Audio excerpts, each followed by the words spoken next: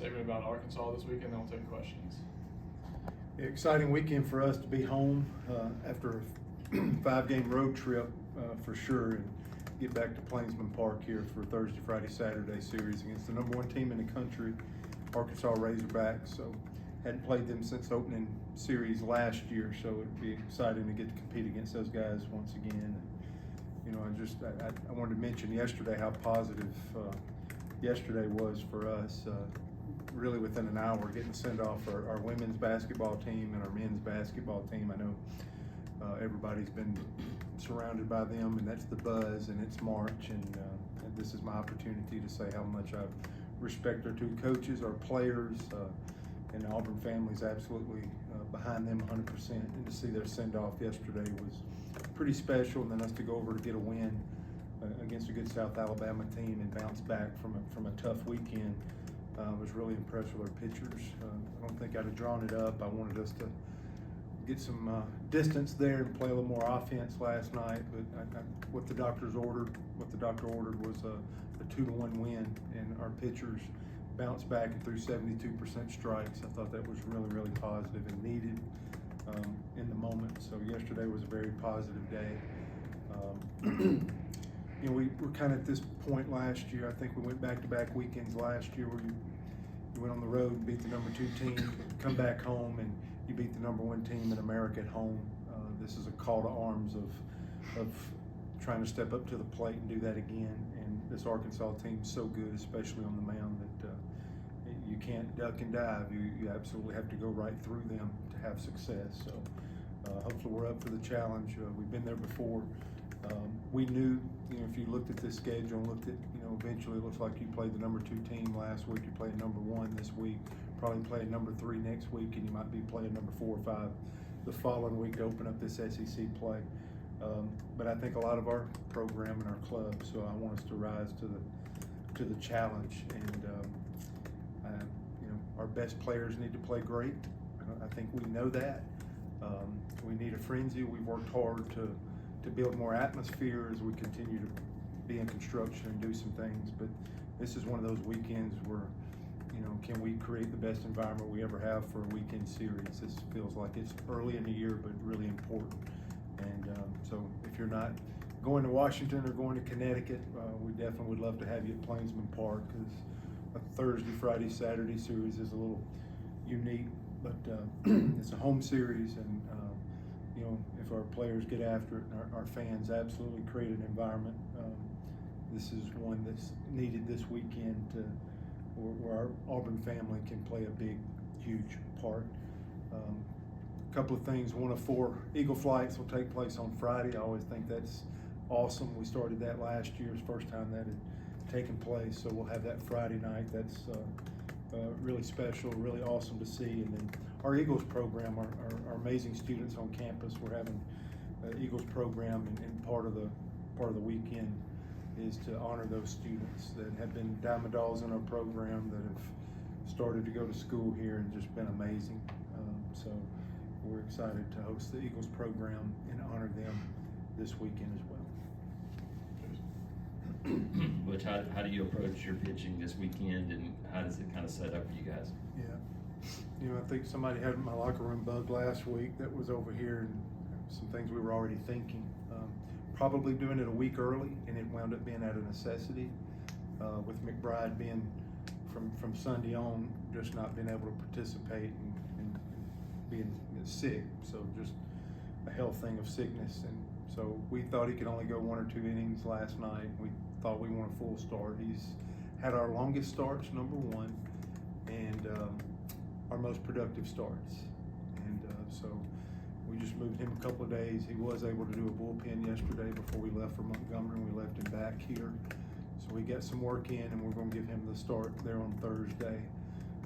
So that's been our best statistical pitcher as a starter this year. So if we move him to game 1, we'll move also to game 2, probably the biggest arm that we have in the program. And then, you know, one of our best track record guys in Gonzalez for game 3. So that's how we'll line it up. But we were already thinking about McBride and this health that came up allowed us to do that. Herbert Holtz did a nice job bouncing back Saturday and getting us off to a good start yesterday, giving us 3 innings, I think, in his start yesterday. Brian? Butch, last year you went to Arkansas, got swept, and then you came back and won 17 league games, which was really big, I think, for your program. Is that something that you can talk to your team about, and that's something they can build on? Yeah, and I think they're aware. You know, I just brought up last year when we had to play some really good teams. You always can draw on the past, but you know, this team is this team, and you know, every series feels different in the past. And you know, 3 teams from our league are having to lick their wounds from a sweep last week, and that's kind of part of it. This was a road series, 5 games. We went 2 and 3. You know, the pitching that we pitched in Nashville will not work in our league. I think our guys are aware of that. Competed really well on Sunday, didn't get anything done, and you know, it's just like I said, it's good to be home. And I guess the point I'm trying to make, this team is different and unique, and we have to understand that. Our deal is to get back on track pitching wise. Hopefully, making one adjustment, you know, will do something for us, and be positive with McBride entering. 72% strikes last night was extremely positive. I think we had a 13-to-1 ratio with strikeouts to walks, and I thought I saw more confidence, and everybody landed more than one pitch, meaning their secondary stuff was in the zone as well. So that's a step. We've only had 1 big inning offensively in the last 4 ball games.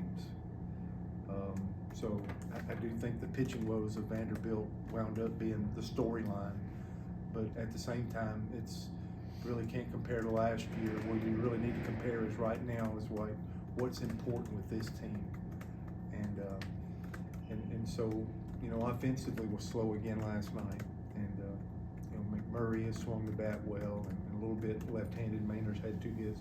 Our right-handed hitters for the last 4 or 5 games have not performed. And I think we're just like, well, what do we have to do to get going? And to me, it's our right-handed hitting. We know the pitching, and we're trying to make adjustments to grow in that category. So what's important for this team, I think, is where I'm trying to get the guys' mindset into, you know, 1 game at a time. We don't need the best way to eat a gorilla is 1 bite at a time. So we just absolutely need to get into like tomorrow night's ball game and get involved. But those are some of the challenges and things. You know, how do we improve our right-handed at bats, and can we help and line up this pitching in such a way that we get more production out of our starters? Understanding that the middle of the game was a huge challenge for us in game 2 and game 3 at Vanderbilt. So what's that shuffle? Well, 1 is to try to improve the starts, and then, you know, 2 and 3 would be to try to figure out the pieces of, you know, the middle of the game. How can we shore that up, and can we circle the wagons around 6 or 7 arms this weekend and tell them we're committed to you this weekend? I think we're at one of those junctures with what we're trying to do with our pitching staff. But a good first step last night, and 2 and 3 on the road is, you know, it's not all result oriented. It was a negative of the 3 being in our being conference games, but nonetheless, it's paying attention to detail with where we're at, who we are, what we're about to do, and regrouping. And ever since Monday, it's been about what are the solutions and steps we can do, the 1, 2, or 3 things to make things better. That's what we can control. Well, the third part of the game obviously is defense, and a couple of weeks ago it seemed like everything looked like it was pretty solid, but there have been some critical errors and sometimes not even listed as errors at times that, you know, against this kind of competition you just can't afford to be making them. Just your thoughts on tightening that up. Yeah, and Bill, I don't know if that, because we played such good defense, I don't know if the offense carried over into the field. I do think Vanderbilt's field had something to do with that. You know, they internal clock, timing of making plays. I think all that goes into play. Last night, I didn't see the challenges on the ground as much as I saw in the air. But you know, we had, you know, a ball first batter of the game. We had another ball that our guys can catch. Cooper McMurray's bat's hard to take out. He's having our best at bats, but he did have knee surgery in the fall. So we got to continue to make some adjustments to where when balls are hit, his quadrant or area that you think he would be able to get to still, that we got to have coverage. You know, can a pitcher get over there and get involved in that play knowing of a challenge that we have? And just, we had a triangle ball yesterday of a second base, right field, and they just got to know that they might have to catch a ball that another guy is probably, it's set up for him to catch. So I think getting back at Plainsman Park is going to help our defense, but mentally you have to be strong enough. When you lash out, when you absolutely show frustration in body language, it's a weakness. We have to be able to call that out and understand that, because when your at-bats walk into the field with you, you just compound the issues that you have. Whatever we're doing good, we need to continue to do good. Hitting's hard, hitting goes through different things, but it cannot be taken out on the field. So yes, to your point, there's been some frustration because there's some things that we've absolutely shown that we've been buttoned up for a long time that we haven't been able to do recently. It seemed like it's bled into our defense, and it's unacceptable and can't happen in this league, and it'll make it harder to be successful. One of our keys on Sunday was, man, you just can't extend. I thought we had a chance. We got a lead. We had a chance, and you know, the second inning especially, I thought we had two plays that we can make. They could have got us out of the inning. They could have got maybe Joseph another inning. In our league's so good when you start playing the teams with a ranking beside them of 1, 2, 3. You can't allow them, if there's 27 outs in a game, you can't be giving a team like this in our league 30, 31 outs to work with. They'll make you pay.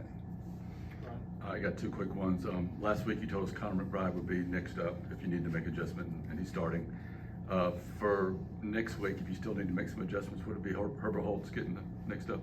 Yeah, but I think right now, we'll be pointing him with throwing 3 innings and throwing twice pretty quick. I think right now, Teef will be, you know, building his recovery, building his bullpens into a Tuesday start. Forgive me. I think it's Jacksonville State, maybe coming here. So we'll be building him for that midweek start, because this will be back-to-back weeks. I think next week's getting into Easter week, so it'll be back-to-back Thursday, Friday, Saturday. So we can make some adjustments off of what happens this weekend, but I think right now initially we'll start moving him toward Tuesday, unless if something else comes up. But that'll be the plan of recovery, at least for these first 48 to 72 hours, is to point him toward next Tuesday. And you, Coach Foxall, Coach Teef, all have a ton of pitching experience, coaching pitching. Do you feel like you guys are communicating well and problem solving, everything that needs to be done, helping the staff out? Do you feel like it's getting done right now? Yeah, I trust them. And I would say there's always been a point in the season where I probably jumped in more. And you could say right or wrong. Just being a pitching coach in this league for so long, that's what I've been longer than I've been a head coach. So there's always that piece there. But, right now, I help with game management. It seems like in our other sports, we're always thinking, are you doing this? Are you doing that? And I don't want that to, we run it a very similar way until I feel like I have to help more. So the game management piece we've done for a few years, and so I'm helping with that, but full trust, I really want to hear what they're thinking. And Teef, I thought he did a great job last night. I thought that was a couple of tough pieces. Carlson had thrown really well last night, and then there's a 9th inning to cover. And he picked the guy, Watts. He gave up a double there, and then he took a mound visit, and you got Armstrong ready. He stayed with Watts, and Watts got the last out. We need our players, to absolutely, it's a player's game. But I think with every one of these things that Teef goes through as the leader, above Fox, above me, but I'm in tune with every bit of that, and if I have a gut feel. So this is how we're running. If it's being transparent. Yeah, I believe in him with everything that's going on in the world right now, and with athletics and with what my job is and what his job is. The players absolutely love him. They absolutely responded, in my opinion, and I think Teef's doing a great job. But just like all of us, he's got to. I mean, he's a pitching coach in the SEC. And, it's the first year, and I think he's doing an amazing job with that, of connecting with them. And I think every game that we play, since he's been on the professional side, I think he's drawing closer and closer to what his convictions are. And I think it's pretty neat that he has somebody experienced like Scott Foxhall, that's been a national championship pitching coach, a national coach of the year, and he's had so much experience in our league. I think it's pretty neat that he has somebody like that right next to him. So Scott Foxhall in our player development role has been essential, I think, to helping Tiefer get more and more comfortable each and every day being a pitching coach at this level. We're thankful to have both of those guys in our program. All right, thank you, Coach.